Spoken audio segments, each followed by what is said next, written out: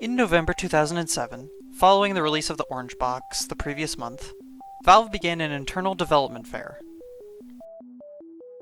It had no time limits, milestones, or other restrictions, and it involved huge chunks of the studio.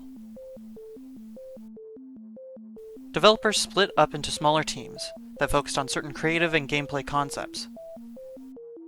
In February 2008, the results of this fair were shown off to the rest of the studio in a rented theater in Bellevue, Washington.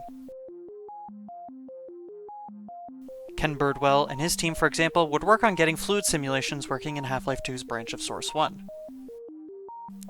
The result of this was a liquid-based enemy that could break into blobs and attack the player and reassemble. Kim Swift and her team would experiment with adding time as another layer to the portals of Portal. This meant you could record a copy of yourself going through a portal at one time and replay it to solve different puzzles.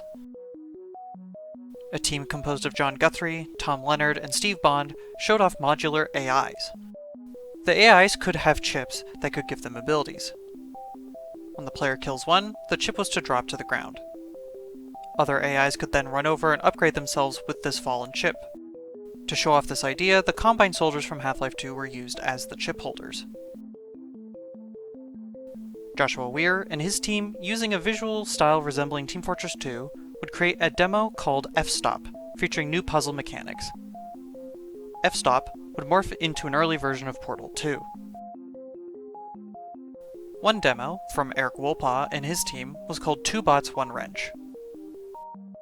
The player was to be a wrench-wielding hero, and the focus was to try and create emergent dialogue where characters spoke in relation to circumstance rather than solely from a predetermined script. This was done through a pair of AI-driven, robot-themed, non-player characters. These NPCs had the ability to interact with the environment, such as commenting on various objects, or picking up physics props and wearing them as hats. The environments for this demo included modified versions of Half-Life 2's Nova Prospekt levels, including D1 Prison 03 and D1 Prison 05, as well as a smaller developer texture map. All this information and this footage of the Two Bots, One Wrench demo came from the final hours of Portal 2. Danger! Crane overhead. Caution, you're an idiot. It won't be so funny when you get crushed by a bloody crane. What kind of monster locks a traffic cone in prison? It's unconscionable. It doesn't even make sense. Do you know who sat at this desk? Who? The warden. No. It's true.